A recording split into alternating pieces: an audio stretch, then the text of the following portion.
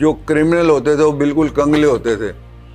वो पेड़ में से कोई सा भी पेड़ हो, उसका पेड़ के दातनों के ऊपर की खाल उतार कर उसको उबाल कर चाय पीते थे। जो विदाउट टिकट आते थे उनसे पूरे जेल के अंदर झाड़ू लगवाते थे। और अदर क्रिमिनल जैसे रेप है इक्वल टू दैट। तंदूर का कमरा था, उसमें 5 इधर तंदूर 5 इधर तंदूर होते थे। वहाँ पर उनसे रोटियाँ लगवाते थे 1 फुट डायमीटर की, वही वाली रोटी 3-3 और 1-1 कटोरी दाल देते थे। जो जेल की चीज़ होती थी ना, एक तो रोटी होती थी 1 फुट लंबी, ओ मतलब गोल। जो बुजुर्ग थे ना बेचारे, उसमें उतना ही पानी डालते थे और छोटा छोटा टुकड़ा करके रोटी का ना उसमें भिगो कर खाते थे। और प्रिकॉशन के लिए हम जेब में लाल मिर्चें भी रखते थे, कोई आ जाए तो। जैसे इंदिरा गांधी आई और उसने भाषण शुरू किया, इन्होंने वहाँ से निकाले और ज़ोर ज़ोर से भारत माता की जय, भारत माता की जय बोले। और उनको पुलिस वालों ने मुंह के ऊपर हाथ रख के उनको दबोच कर और अंदर अरेस्ट करके पिटाई करके अच्छी तरह कि हमारे यहाँ जो केस था ना, मेरा या लो हमारे जैसे कई लोगों का, उनको ना जमानत मिल सकती थी या वो बिना जमानत के भी डिस्चार्ज हो सकते थे, पर करते नहीं थे वो। नमस्कार, पांचजन्य में आप सभी का स्वागत है और मैं सुधीर। आपातकाल की इस कड़ी में हम चर्चा करेंगे कि जब अधिकार जनता से उसके अधिकार छीन लिए सत्ता ने, शासन ने, तो फिर कैसे संघर्ष किया स्वयंसेवकों ने। इस दौरान साहस सबसे बड़ा हथियार, सबसे बड़ा संबल बनकर उभरा। इस पर चर्चा करने के लिए आज हमारे साथ हैं श्री अशोक गुप्ता महाजन जी, जिन्होंने न केवल यातना सही बल्कि उसका डटकर मुकाबला भी किया। अशोक गुप्ता जी महाजन जी, आपका स्वागत है पांचजन्य के मंच पर। मेरा आपसे जो शुरुआती सवाल ये है कि उस समय का माहौल कैसा था, आपातकाल के समय का, और आपकी गिरफ्तारी कैसे हुई और क्या क्या पीड़ा आपने झेली? पहली बात तो हम एक वहाँ पर अनाज मंडी में रहते थे, तो वहाँ पर इस तरह की जो खबरें थी वो ज़्यादा नहीं पता था लोगों को। 2-3 दिन तो हमारे अधिकारियों ने कहा कि शाखा लगाओ, कोई ऐसी बात नहीं है। अनाज मंडी कहाँ की? फगवाड़ा में ही। फगवाड़ा में जी। हाँ, तो उन्होंने कहा कि शाखा लगाओ। हमने 3 दिन शाखा भी लगाई वहाँ पर उसके बाद सारी खबरें सुन रहे थे। खबरें भी सेंसर्ड थी वैसे। जब सुन रहे थे तो वहाँ पर हमारे को कहा गया कि आप शाखा बंद कर दो। तो अब आपने किसी के घर में जाकर रहना शुरू कर दिया। तो अगले दिन जब मूवमेंट कर रहे थे हम बाज़ार में, अपने लोगों को मिल रहे थे, तो किसी की दुकान पर रुका मैं, तो वहाँ पर एकदम से पुलिस वाले आए 5, उन्होंने हमारे को अरेस्ट कर लिया। तो शिकायत का पता लगा कि वो कम्युनिस्ट जो लड़के थे, वहाँ पर कम्युनिस्टों का जोर था पंजाब में, तो उनसे झड़प होती थी, तो उन्होंने मेरे को ट्रेस करवा दिया वहाँ पर। नहीं तो पकड़ने का कोई मतलब नहीं था, मेरा अंदर जाने का कोई मतलब ही नहीं था, क्योंकि हम बाहर रह के भी काम कर सकते थे। संघ का बहुत काम है, बाहर भी कर सकते थे, पर फिर वो हमारे को रात को वहीं रखा। और वो जब वायरलेस से कोई चीज़ आती थी जाती थी जो, तो उनको RSS बोलना भी नहीं आता था सिस्टम को। RSS 4-5 S लगा देते थे, 2 ही S लगते हैं। तो इस प्रकार की स्टार्टिंग की थी वो। फिर अगले दिन हमारे को वो क्या नाम है, जालंधर जेल में ले गए। वो डिस्ट्रिक्ट जेल थी, वहाँ पर गए। हमने पहली बार ही जेल दिखे थे अंदर, और वहाँ पर ज़्यादातर क्रिमिनल थे। सुनने में आया था कि कोई अपने जीजे को मार के आया हुआ है, कोई अपने साले को मार के आया हुआ है, इस तरह के क्रिमिनल थे। या कोई उस टाइम एक वो थे, क्या कहते हैं, गाड़ियों की असेंबलिंग करने वाले या उसकी बॉडी बनाने वाले, उन्होंने कई साल तक वो नहीं दिया था टैक्स। तो ऐसे सरदार थे और एकदम से हट्टे कट्टे थे, पर वो अंदर आने के बाद ऐसे रो रहे थे जैसे छोटे बच्चे हैं, नर्सरी स्कूल में बच्चे पढ़ने वाले। उनका घर से भोजन आता था, तो फिर उन्होंने वहाँ पर अपना जीवन काटा। तो हमारे को भी उन्हीं के बीच में रहना पड़ा। और जो एक लंबी बैरक होती थी उसमें 20 समाधियाँ बनी होती थी। समाधि मतलब बेड कह लो जिसको आप, 2 फुट बाई 2 फुट हाइट और 10 फुट 6 फुट उसकी लंबाई होती थी। तो उसमें 20 बनी होती थी, तो उसमें 40 लोग भर्ती कर लेते थे। 40 कैदी, कैदी नहीं कह लो उसको, बंदी कह लो। कैदी तो उन्हीं को कहते हैं जिनको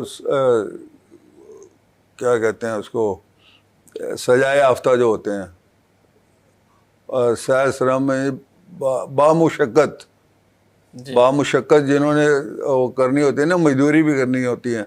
हम तो राजनीतिक कैदी थे या सामाजिक कैदी थे। तो उन्होंने फिर वहाँ पर हमारे को जेल में बंद कर दिया। 20 वाले में 40 कर दिए। फिर उन 40 का शौचालय एक ही था।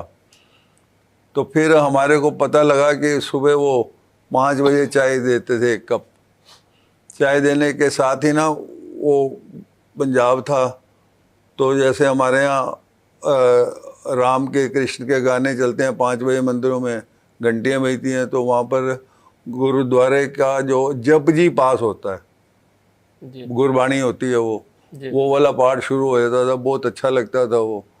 फिर वो उसके बाद वो खोलते थे दरवाजे बाहर जाने के लिए, और हमारे को किसी ने चाय पीनी होती तो कुछ पैसे होते थे तो देते। जो क्रिमिनल होते थे वो बिल्कुल कंगले होते थे। वो पेड़ में से कोई सा भी पेड़ हो, उसका पेड़ के दातनों के ऊपर की खाल उतार कर उसको उबाल कर चाय पीते थे। और फिर हमें पता लगा कि जो लोग बाहर विदाउट टिकट, चाहे रेल की या बस की, जो विदाउट टिकट आते थे, उनसे पूरे जेल के अंदर झाड़ू लगवाते थे। और अदर क्रिमिनल जैसे रेप है इक्वल टू दैट, तो उसको तंदूर में, तंदूर का कमरा था, उसमें 5 इधर तंदूर 5 इधर तंदूर होते थे। वहाँ पर उनसे रोटियां लगवाते थे 1 फुट डायमीटर की जी। वही वाली रोटी 3-3 और 1-1 कटोरी दाल देते थे। ये वाला काम उनको जो रेप वाले होते थे या उसके इक्विवेलेंट होते थे, उनसे ये काम करवाते थे। ये हमारे के लिए बड़े अचंभा सी बात थी, ये हमने देखा भी नहीं हुआ था। ये तो सुना था 2 दिन की कैद होती है, 3 दिन की होती है। तो ये परेशानी हमारे को आई कि हमारा साहब से नाता टूट गया ना। उस समय मोबाइल फ़ोन भी नहीं थे, तो आस्ता आस्ता सिस्टम बन गया था। फिर हम वहाँ पर तीसरे महीने में ना गवर्नमेंट की सलाह बनी कि तुम अब यहाँ पर नहीं रहोगे, ये डिस्ट्रिक्ट जेल है, तुम्हारे को लंबा रखना है, तो हम तुम्हारे को अब वहाँ पर शिफ्ट कर रहे हैं, क्या नाम है, फिरोजपुर जेल में। वो सेंट्रल जेल थी। तो फिर हमारे को वहाँ भेज दिया गया। फिर वहाँ पर बहुत बड़ा जेल था वो, तो बैरक वो भी उसी तरह की बैरक थी। उस टाइम सर्दी हो गई बहुत ज़बरदस्त जी। तो जैसे ये एक हिस्सा ये है, इसमें ना 2-2 इंच के बाद ना सीखें लगी हुई थी, रॉड कह लो, रॉड लगी हुई थी। हवा इधर से भी आ रही है, हवा इधर से भी आ रही है। तो हमने जाकर उसको बोला, जेल का जो इंचार्ज था, तो उसने ना मिट्टी, सीमेंट की जगह मिट्टी का गारा लगाया और साथ में ईंटें लगाई। ईंटें लगाकर वो बंद कर दी, तब जाकर चैन आया। तो नहीं तो रातों में वहाँ सोना बड़ा मुश्किल हो जाता था। और 40 जनों के एक शौचालय जी, और सबका उठने का समय सेम है। बहुत बुरा हाल था वहाँ पर। पता नहीं क्यों इतने, जब आपने इतने बंदे अरेस्ट करने हैं तो उसका अरेंजमेंट तो होना चाहिए, अरेंजमेंट कोई नहीं था। और वहाँ पर जो क्रिमिनल थे वो क्या करते थे कि बाहर से किसी को मिलने आता था ना, उससे अपने जो पेड़ा होता था, खाने वाले पेड़े होते हैं, उसी में अफीम चरस छुपा के या प्याज के छिलके उतार कर उसमें डालकर लाते थे और उसको खाते थे। और माचिस अलाउड नहीं है वहाँ पर। और फिर वो चाम पत्थर से अपना बीड़ी सिगरेट चलाते थे। तो हम तो ज़्यादा लोग नहीं थे वहाँ पर। फिरोजपुर में काफ़ी लोग, 270 लोग थे, उसका मेरे को इंचार्ज बनाया गया वहाँ पर। उसमें हमारे अकाली भी थे। हमने कुछ दिन आपस में दोस्ती करके वहाँ पर हमने फिर शाखा लगानी भी शुरू की। शाखा लगाते थे तो उनका वो कबड्डी खेलते थे, काली वर्सेस हमारे लोग। जी तो कबड्डी करते करते एकदम वो इतने लंबे होते थे कि वो 1 मिनट में पाले में हाथ लगाकर और वो करते थे। फिर बाद में हम वो पंजाबी गीत संग में भी बोलते हैं, वही वाला पंजाबी गीत, बिता वारे थे लाल चारे वारे हिंदू तेरी शान बदले, वो बोलते बोलते अपनी बैरक में आ जाते थे। फिर एक और घटना घटी। अब पुलिस वालों को चाहिए था एक हवेली राम। उसने पूरे फिरोजपुर में सारा कुछ कर लिया, उनको नहीं मिला। फिर वो एक हलवाई को पकड़ लाए।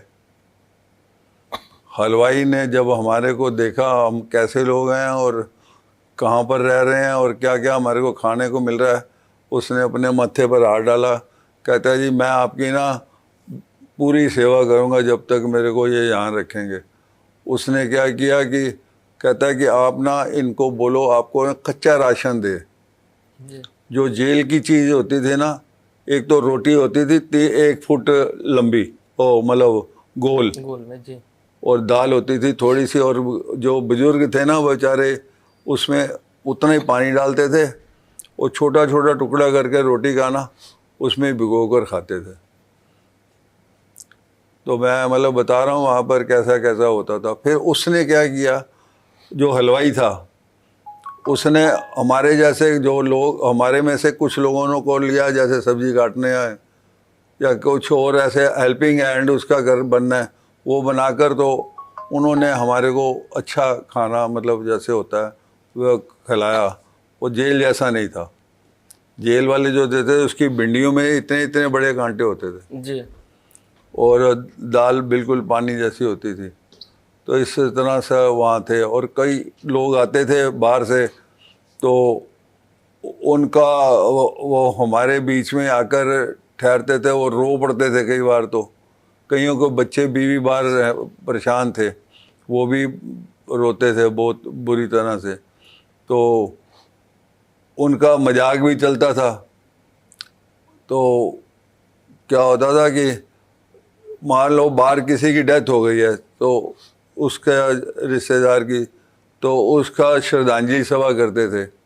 तो उस जो फैमिली छोड़ कर आए होते थे उनको हंसाने के लिए हमारे जैसे, उस समय मेरी 24 साल की उम्र थी जी और बाकी मेरे से छोटे भी थे बड़े भी थे। तो उन्होंने क्या किया, उसके जो दास होता था ना अपने बेड पर बैठा होता था, तो उसको आकर कहते थे, जैसे किसी की 2 दिन पहले डेथ हुई हो तो कहते शांति पाठ करना है, तो उसको भी कहते थे आपने अपना शांति पाठ कराना, तो सारी बैरक हंस पड़ती थी, वो भी हंस पड़ता था। ऐसे उनका दिल बहलाते थे कि वो उदास ना हो यहाँ पर। जी तो घर वाले मिलने आते थे। वहाँ पर हमारे साथ कृष्ण लाल जी शर्मा, वहाँ के पंजाब के संगठन मंत्री, कृष्ण लाल मैनी पंजाब के फाइनेंस मिनिस्टर, और क्या नाम है, इनका नाम था कृष्ण लाला जगत नारायण जी, पंजाब केसरी के मालिक। जी ये सारे असूलों वाले बंदे थे। ये अपने घर से आई हुई कोई चीज़ नहीं खाते थे, कहते सब कुछ जेल से ही खाऊंगा मैं। इस तरह के लोग थे। तो ये कुछ कम्युनिस्ट थे। वो क्या करते थे, नाने का टप होता था सीमेंटेड, तो उसमें जान के ना वो लेग पीस होता है ना जो खाने के बाद वैसी चीज़ें फेंक जाते थे। तो हमारे कुछ लोग लड़ने को तैयार हो जाते थे। तो वो जाकर उसको कहते, हमारे लोग कहते हैं कृष्ण लाल शर्मा इस संगठन मंत्री जनसंघ, उस समय जनसंघ था, कहते हैं हमें लड़ने की कोई जरूरत नहीं है, अपने आप ये सफाई कर देंगे। बांग्लादेशी बहुत थे वहाँ पर। उनको ना लोग 10-10 रुपये देकर उनको नौकरी वाला काम करवाते थे, मालिश करवा लो, कपड़े धुलवा लो, इस तरह का काम। बहुत बांग्लादेश आज से नहीं दिखाई दे रहा, आज से मैं 50 साल पहले की बात कर रहा हूँ। बांग्लादेशी बहुत थे वहाँ पर। वो इनसे पैसे लेकर खाते थे या जो भी करते थे वो अलग बात है। तो हमारे को ये डर था कि रशिया में ये क्या नाम है, सुनने को मिला था कि रशिया में जो 50 साल पहले अंदर बंद किए थे, पता नहीं किसी चक्कर में किए होंगे बंद, वैसी ही पोजीशन रहने वाली है। हम तो वैसे प्रचारक थे, हमारे को तो इस चीज़ का कोई फ़र्क नहीं पड़ा। हम तो मिशन पावर से गए हुए थे, ना कि हम डरने वाले नहीं थे किसी भी तरीके से। तो इस तरह से हमारा वो वहाँ पर टाइम निकला। तो 4 महीने वहाँ पर और 4 महीने वहाँ पर, 9 महीने लग गए हमारे को। और एक बात बताता हूँ आपको कि जो क्या नाम है, क्राइम करके आते हैं ना, मर्डर करके आते थे, वो उनको 3 कपड़े मिलते थे, एक पजामा, एक कुर्ता और एक साफा सा जैसे बिहारी पहनते हैं वैसे वो मिलता था। तो वो चारों रस्तों के बीच में एक फांसी खाना था। सेंट्रल ऑफिस है वो, सेंट्रल जेल थी ना, तो वहाँ फांसी खाना होता, छोटे में नहीं होता। तो वो उस फांसी खाने से घूंघट निकाल के चलते थे कि हमारे को फांसी खाना दिखाई ना दे। ये किस लिए था, किस वजह से, मतलब डर की वजह से था ये? हाँ जी, फांसी खाना प्रैक्टिकल हुई है वहाँ पर, फांसियाँ कईयों को होती भी हैं। जी, तो वो डर के चलते थे कि हमारे को कहीं फांसी ना लगे कभी भी, ऐसी वो कामना करते थे। और वो सुबह सुबह जब उनकी डेट होती थी ना, तो ऐसे अपना पाठ करके जाते थे। जो हिंदू मोने होते थे, हिंदू नहीं कहना चाहिए, हिंदू तो सरदार भी हैं, पर वो पाठ करके जाते थे कि आज हम पढ़ के जा रहे हैं तो हम छूट जाएंगे। छूटने का तो मतलब ही नहीं होता मर्डर किया हुआ है। तो ऐसे सरदार जितने जप जी का पाठ करके जाते थे कि आज हम छूट जाएंगे, बाहर जाएंगे। तो ये भी हमने वहाँ पर ये देखा। और उसके बाद आगे क्या नाम है, जितने भी लोग थे, हमारे जो लोग थे 300 के करीब, वो चाहते थे कि हम फांसी खाना देखेंगे। तो हमने जाके रिक्वेस्ट की तो उन्होंने उसको अलाउ कर दिया। तो हमने वो देखा फांसी खाना अंदर जाकर। और एक बात थी कि वो जो ठंड वाली बात थी ना, बहुत ठंड लगती थी, वो तो प्रोटेक्शन हो गई। अब जो ठंड होती है तो वो अंदर भी लगती है फिर। तो वो उनका एक रिलेटिव आया, वो संघ में जाता था, तो उसने देखा कि इनको कंबल कैसे मिले हुए हैं, जी, ओल्ड मॉडल, पुराने गंदे। तो उन्होंने लाल इमली धारीवाल से ना सबके लिए 3-3 कंबल दिए, एक तय करके नीचे बिछाने के लिए, 2 ऊपर लेने के लिए, ताकि ठंड से प्रोटेक्शन हो जाए। इस तरह का भी हमारे को देखने को मिला। फिर हम जैसे कोई त्यौहार आ गया, लोहड़ी आ गई, वो अलाउड करवा लिया हमने मनाने के लिए, वो मनाई। 2 टुकड़े पेड़ के कटे हुए आ जाते थे, उससे आग जलाकर लोहड़ी मनाते थे। तो कई लोग अंदर आते थे, परेशान होते थे। तो वो क्या नाम है, अपने जालंधर के आयुर्वेदिक डॉक्टर जो पढ़ रहे थे, वो सब उस समय मोहाली में कांग्रेस का अधिवेशन होना था। तो उन्होंने अपने अधिवेशन के स्थान का नाम रखा हुआ था कामाघाटा मारू नगर। कामाघाटा मारू नगर में उन्होंने पहले तो संजय गांधी आया, संजय गांधी के सामने 11-11 उन्होंने मेरे को वहाँ पर आकर बताया सबको। मैंने देखा नहीं है, ये डॉक्टर जो आए थे उनको मार पड़ी थी बड़ी, वो कई जगह उनके जख्म हुए थे। वो जब आए तो उन्होंने एक एक खड़े होकर ये बताया हमारे को कि 11 लड़कियां खड़ी थी। पंजाब की लड़कियां सुंदर होती हैं, उस तरह की लड़कियां खड़ी थी, हाथ में थालियां आरती के लिए। और जैसे वो उतरा वहाँ से अपनी गाड़ी से, तो उसकी चप्पल गिर गई। तो ज्ञानी जैल सिंह ने उसकी चप्पल अपने आप उसके पैर में डाली, उन्होंने बताया ये। फिर वो अंदर आए तो उसके थोड़ी देर बाद वहाँ कह रहे, उन्होंने बताया कि इंदिरा गांधी आई। इंदिरा गांधी आई तो हमारे जो कार्यकर्ता थे वो अपना बड़े दिमाग के साथ अपना जो वो जो था क्या कहते हैं उसको, हैंडबिल, तो वो यहाँ से यहाँ तक रबड़ से पैक करके उसको लेकर आए थे, पर उन्होंने जो सिक्योरिटी वाले थे यहाँ से यहाँ तक देखा और छुट्टी, और वो सिक्योरिटी चेक करा के अंदर चले गए। जैसे इंदिरा गांधी आई और उसने भाषण शुरू किया, इन्होंने वहाँ से निकाले और ज़ोर ज़ोर से भारत माता की जय, भारत माता की जय बोले, और उनको पुलिस वालों ने मुंह के ऊपर हाथ रख के उनको दबोच कर और अंदर अरेस्ट करके पिटाई करके अच्छी तरह, फिर वो 2 दिन के बाद जालंधर जेल में आए, तो उन्होंने ये सब बताया हमारे को। ये वाला वातावरण था उस समय, कोई भी सुनने को। अब हमारी डेट, हम फिरोजपुर से वहाँ जाते थे, क्या कहते हैं उसको, फगवाड़ा में जी।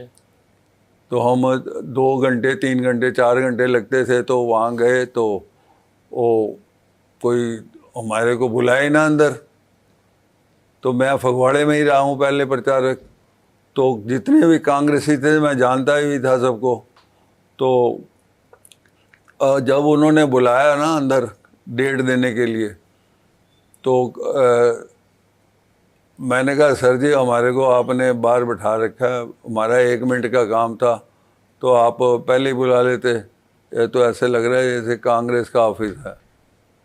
मैंने अपनी दबंगई से बोल दिया उनको, तो कहता है इनको हथकड़ी लगा लो और इनको आज के बाद लाना मत और इनको रोटी भी मत खाने देना। तो फिर हमारे को वो जालंधर उसमें फिरोजपुर जेल में ले आए वापस, और उसने कह दिया अब आज के बाद इनको बुलाएंगे भी नहीं, डेट वहीं पर देंगे। इस तरह का वातावरण था वहाँ पर। जी।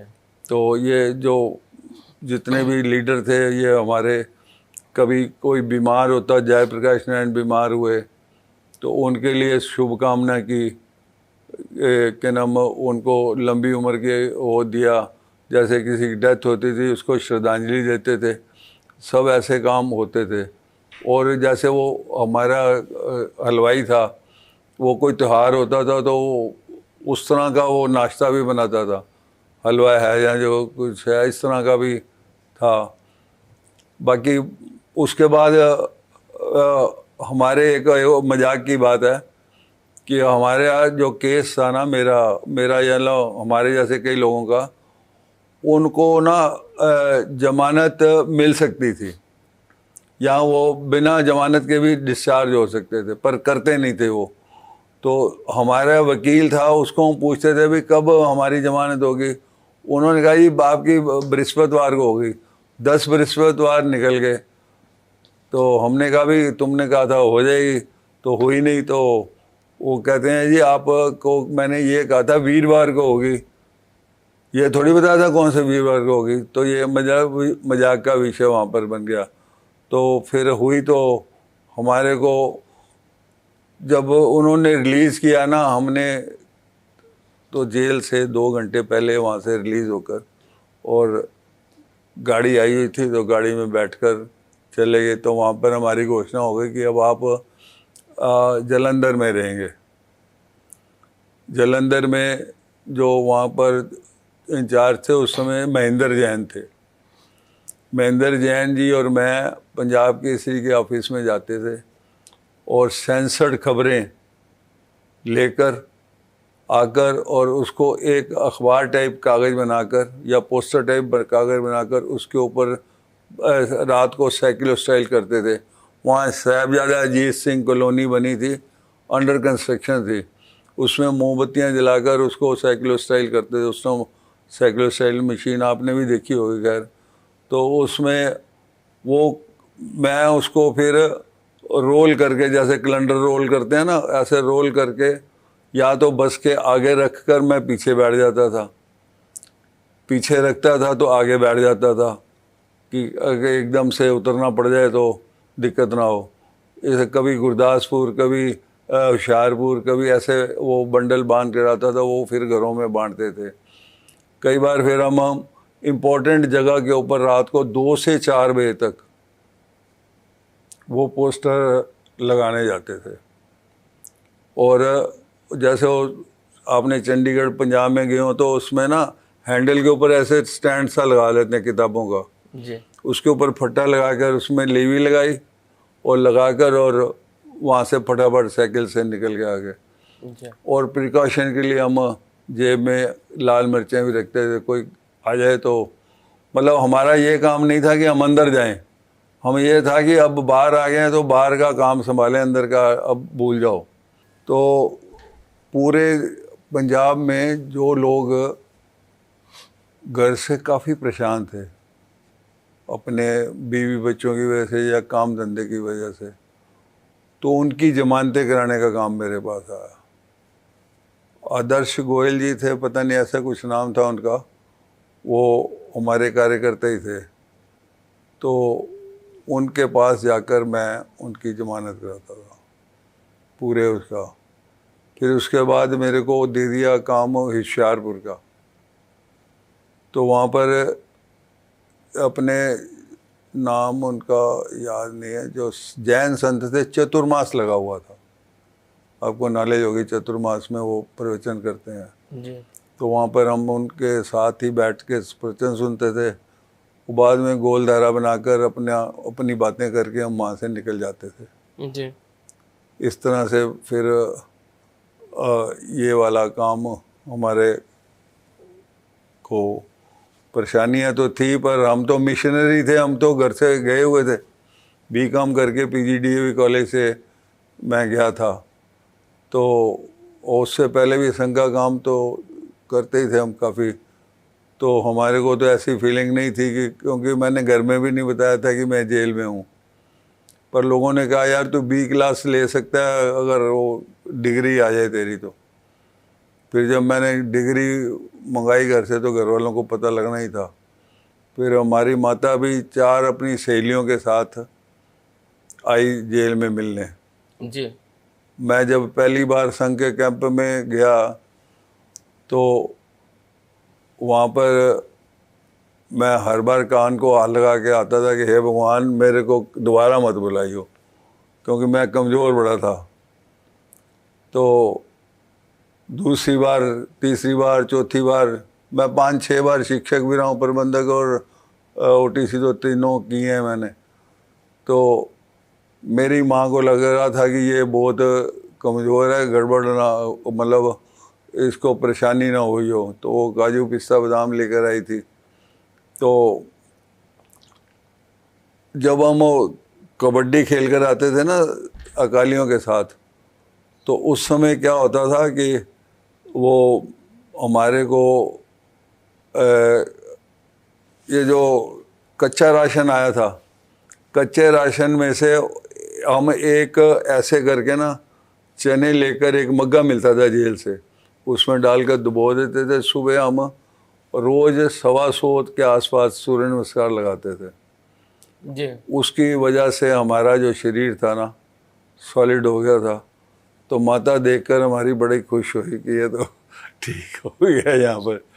तो ये वाला हमारे लोगों ने ना एक अंदर स्टोर बना लिया, जिसके मर्जी घर से कोई भी चीज़ आएगी ना वो स्टोर में जाएगा, और जब वितरण होगी कोई चीज़ तो उसमें जैसे किसी 5-5 काजू देने हैं, 5-5 बादाम की गिरी देनी है, इस प्रकार से वो बांट कर खाते थे हम।